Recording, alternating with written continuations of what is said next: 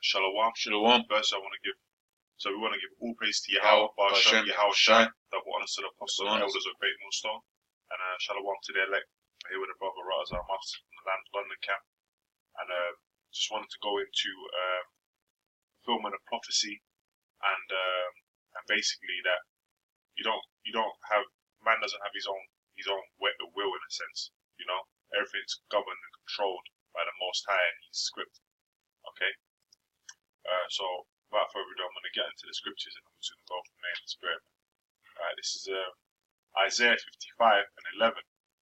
So shall my word be that goeth forth out of my mouth. It shall not return unto me void, but it shall accomplish that which I please, and it shall prosper in the thing whereto I sent it. So when the Most High makes a declaration, makes a prophecy, says something, a commandment, that is going to get fulfilled. It's not going to be returned unto void. So when he says something needs to happen, then that's what's going to happen, man. Got precepts on that. Sirach 39 and 16. All the works of the Lord are exceeding good, and whatsoever he commanded shall be accomplished in due season. That's right, man. Yeah, hey, straight into the point, man. It says works of the Lord are exceeding good. Right, so basically everything that the Lord has prophesied that will happen is good, right, and will be accomplished, will come to pass. Just to what do you call it? As a precept to that. Okay, that's right. So that just to clarify, when the Most High sets something, man, that's what it is, and that ain't gonna change. We're gonna go into some examples, Lord willing, to show that, But yeah, this is Luke 24 and 44. It's what the Lord said unto his disciples, man. And he said unto them, These are the words which I spake unto you while I was yet with you, that all things must be fulfilled. All things must be fulfilled. So every scripture that Yahweh Bashem Yahweh Shai says, man, that says any word that comes out of his mouth, that's got to be fulfilled, basically, because he's the king that sits in the heavens, man, Most High, man. And so when he says a commandment, that's got to be followed. That's the order. It says that all things must be fulfilled. You're saying what the scriptures say, Malachi 3 and 6, I believe. Lord is not a man that he should. No, that's not Malachi 3 and 6. Yeah, he's not changed. Yeah. So the Lord is not a man that he should lie. So if he says he's going to do something and then he doesn't do it, that makes the Most High a liar. And the Most High ain't a liar. The Most High is not mocked. The Most High, when he says something, he does it. That's what it is. It gets done. Alright. So that all things must be fulfilled, which were written in the law of Moses and in the prophets and in the Psalms concerning me. So the Lord is basically saying to his disciples in this verse, man, he was saying, look, whatever's been written of me aforetime, that's going to come to pass, and it has to come to pass. Even though the Lord, when he went to pray 3 times before he could be given up to the high priest and the elders, he prayed 3 times so that his cup can be passed up another way, innit? But hey, he had to suffer it, man. Yeah. The Lord didn't get back to him on that, man. You got numbers? Yeah. Right. So I'm just going to go into some examples to back that point up, man. This is Matthew 16 and 21. From that time forth began Yahushua to show unto his disciples how that he must go unto Jerusalem and suffer many things of the elders. So Yahushua was basically breaking down to his disciples what was going to happen to him, which means he was going into the scriptures, showing the prophecies, showing them that he had to be given up, that he was going to be betrayed, all of that, man. He was going to be cast. They're going to have to cast lots for his garments and all that, and that's all found in the scriptures. You go into Psalms and so on and so forth. Hey, what does Yahushua even say himself in Matthew 5:17? He says, "I am not come to destroy the law, but I've come to fulfill the law and the prophets." All of those things that were said about him before, because that's why the scriptures say this was done to fulfill something to that effect. This was done to as prophet this and that said. There's loads of examples like that. Probably go into one, man. How that he must go into Jerusalem and suffer many things of the elders and chief priests and scribes and be killed and be raised again the 3rd day. So that's all been prophesied before, man. So the Lord was just basically living it out at that time when this was written. Then Peter took him and began to rebuke him, saying, Be it far from thee, Lord, this shall not be unto thee. Okay? But he turned and said unto Peter, Get thee behind me, Satan. Thou art an offence unto me. Okay, because basically Satan was on Peter, man. And a demon jumped on Peter, and he did that, and the Lord rebuked the demon off him, man. It says, But thou savourest not the things that be of God, but those that be of men. Because as men are going to think, going to get emotional. I ain't going to, why is that? Because Peter thought, I don't want you to die, Lord, Hey, but hold on, Scripture must be fulfilled. The Lord just broke it down to you, That's savouring the things of the Most High. Because that's what the Most High wants. That's His will, Not that you might get emotional as a man, not necessarily what you want out of it, but it's the Lord that basically that guides your steps, man. Then said Yahushua unto his disciples, If any man will come after me, let him deny himself and take up his cross and follow me. You got to deny yourself, man, because this is Yahushua show. It's not about you. It's not your show, So that's what it is. You got to deny those fleshly things and look for the things of the spirit. I had another example, and I said the scripture. Right. This is Matthew 26 and 31. It's good to go into examples in the scriptures because that's how you bring the scriptures to life. Precept upon precept. Bring up a point and you show an example, man. This is Matthew 26 and 31. Then saith Yahushua to them, All ye shall be offended because of me this night, for it is written. So the Lord's quoting from the basic what's called the Old Testament. I will smite the shepherd, which is the Yahushua, and the sheep, which is the followers, the disciples of the flock, shall be scattered abroad. But after I am risen again, I will go before you into Galilee. And the Lord did that. The Lord rose up again and went into Galilee, man. Told Mary Magdalene, Mary to go there, man. To tell the disciples, look, meet me in Galilee. Peter answered and said unto him, Though all men shall be offended because of thee, yet will I never be offended. And that was the thing about the Apostle Peter. He basically had to learn the hard way that it wasn't about what he thought. It was about what the Lord came to fulfill, man.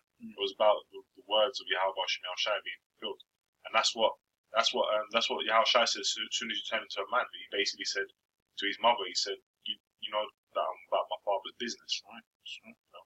That's when you only done this one. Can't. Peter also said unto him, Though all men shall be offended because of thee, yet will I never be offended. He said, I will never be offended.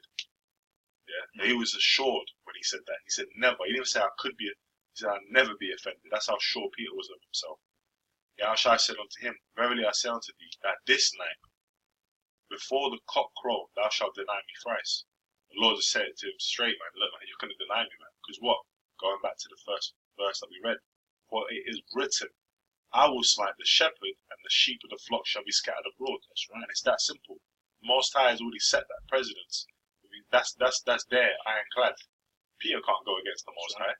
And Yahushua knew that. That's why Yahushua basically told him what it was, man.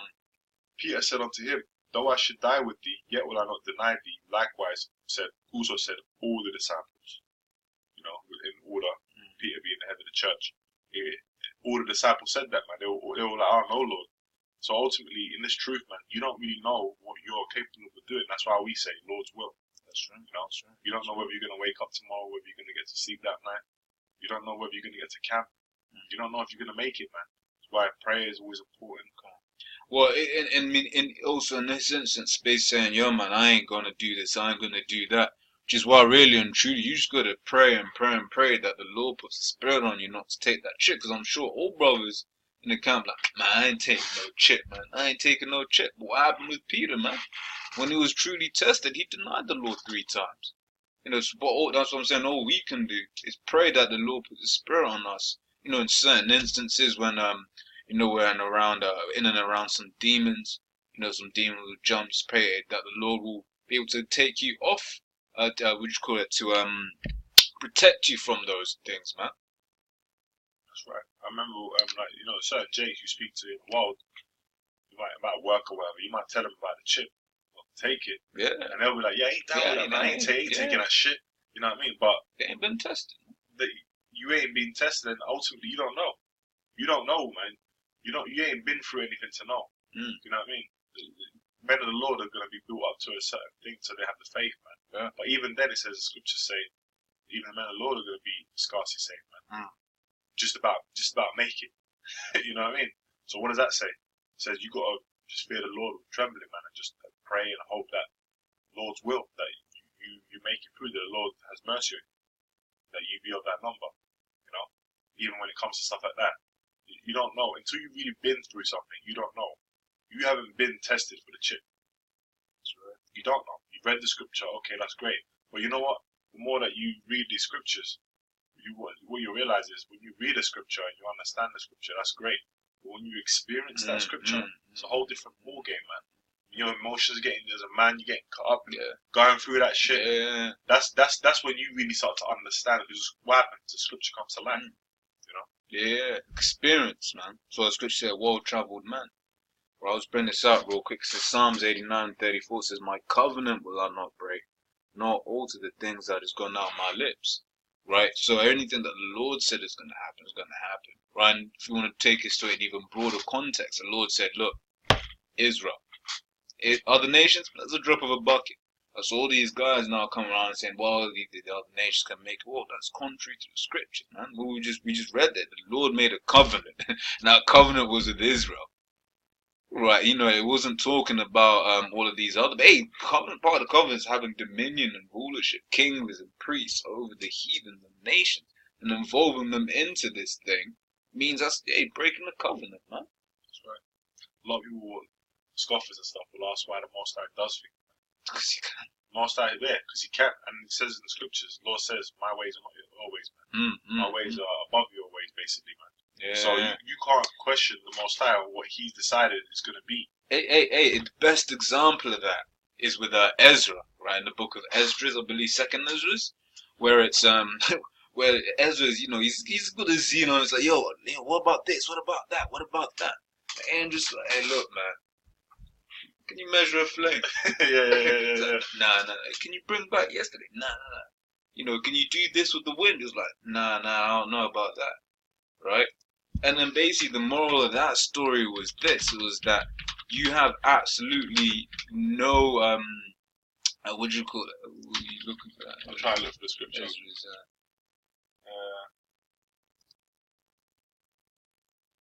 Keep going. It's like, no, I just lost my trail of thought. So he's basically saying, look, man, you ain't on no level. You can't even understand the things on earth.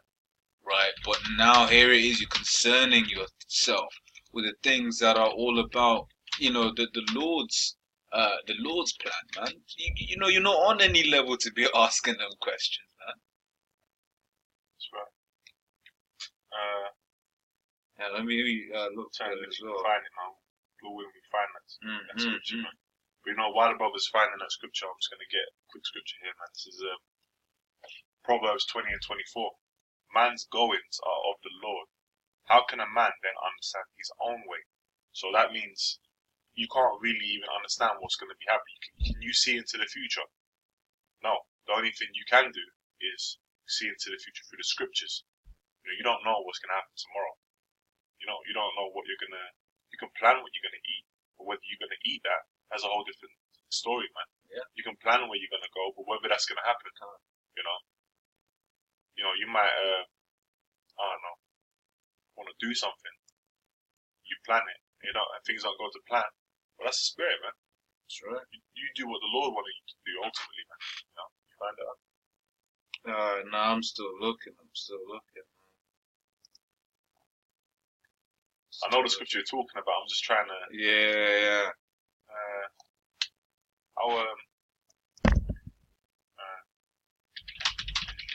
The thing is the brother watching this right now, thinking it's there, Ark is there. Okay. Okay. Here we go. Found it. 2nd Esdras 4 and 5. Sorry. 2nd Esdras 4, man. It's lucky, brother. It's just it was like, ain't read the time, man. Ain't read the scripture in a while.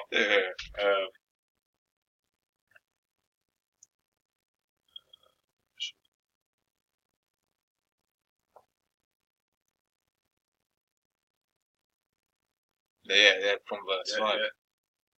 I can read it from verse 4. Yeah. We'll read it, man. This is 2nd Esdras 4 and 4. Whereof, if thou canst declare me one, I will show thee also the way that thou desirest to see, and I shall show thee from whence the wicked heart cometh.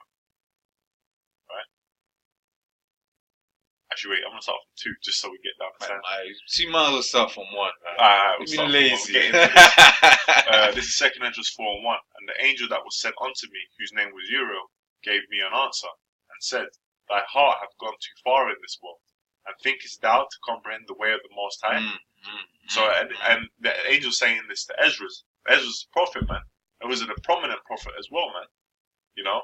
But you got scoffers coming up to camp, questioning things about the Most High, man.